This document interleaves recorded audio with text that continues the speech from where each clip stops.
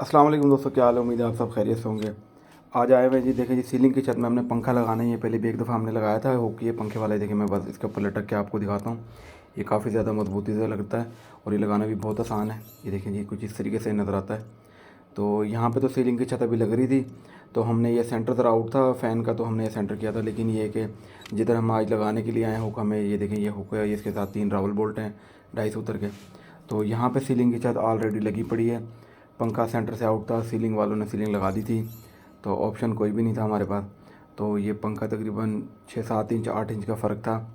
तो इसको हमने थोड़ा सा फिर जो है ना सेंटर में किया पंखे को, क्योंकि साइड पे ना काफ़ी ज़्यादा बुरा लग रहा था। तो थोड़ी सी मैंने छत काटी है, तकरीबन 6 इंच बाई 6 इंच का टुकड़ा हमने निकाल दिया था यहाँ से, आरे के ब्लेड से काट के। अब ये देखें, ज़रा लगाने में तंगी तो होगी, लेकिन ये कि कोई मुश्किल नहीं है ज़्यादा, बिल्कुल आसान तरीका है। आपको भी दिखाते हैं किस तरीके से लगाएंगे हम, और ये काफ़ी ज़्यादा मजबूत होता है। ये देखें, मैंने इस पर निशान लगा दिए पहले छत के अंदर सेंटर बना के, जहाँ पे ये लगना था। और उसके बाद जो है ना हम इसके ये जो बर्मा लेंगे, इसके भी साइज़ करके ना, क्योंकि अंदर अंदाज़ा नहीं होगा, इसलिए मैंने टेप लगा दी बर्मे के ऊपर कि मैंने कितना सुराख इसके अंदर करना है लेंटर के अंदर। तो ये देखें, 250 का बर्मा है, तकरीबन ये 3-3.5 इंच जो है ना लंबा होता है। तो ये सबसे पहले हम सीलिंग की छत में देखें सुराख कर लेते हैं।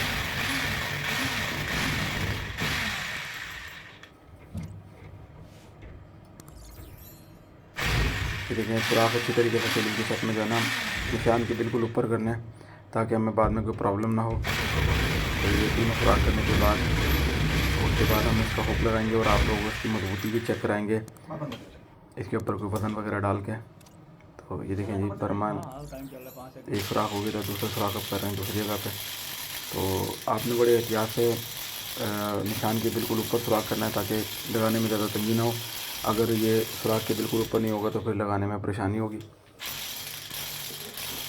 ये देखें, सुराख अच्छे तरीके से इसको सुराख को हमने कर लिया है,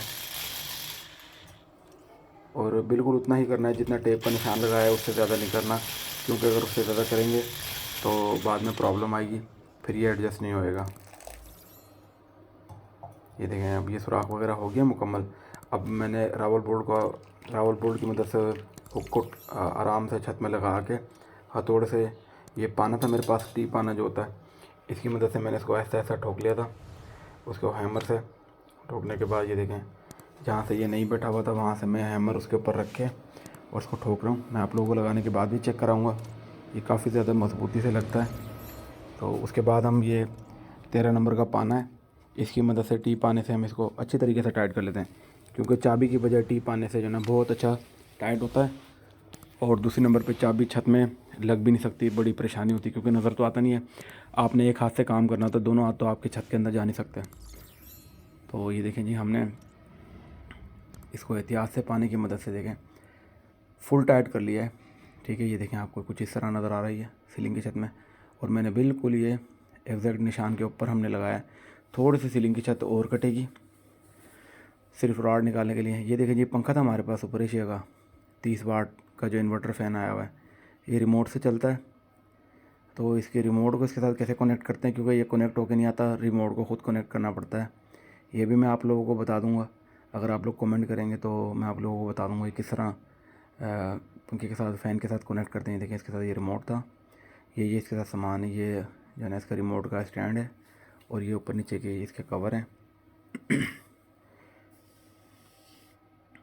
ये बड़ा अच्छा पंखा है, इन्वर्टर फ़ैन, सिर्फ 30 वाट पे चलता है, इसकी हवा भी बहुत अच्छी है। फिर ये बेआवाज़ पंखा है, बिल्कुल आवाज़ ज़रा सी भी नहीं है।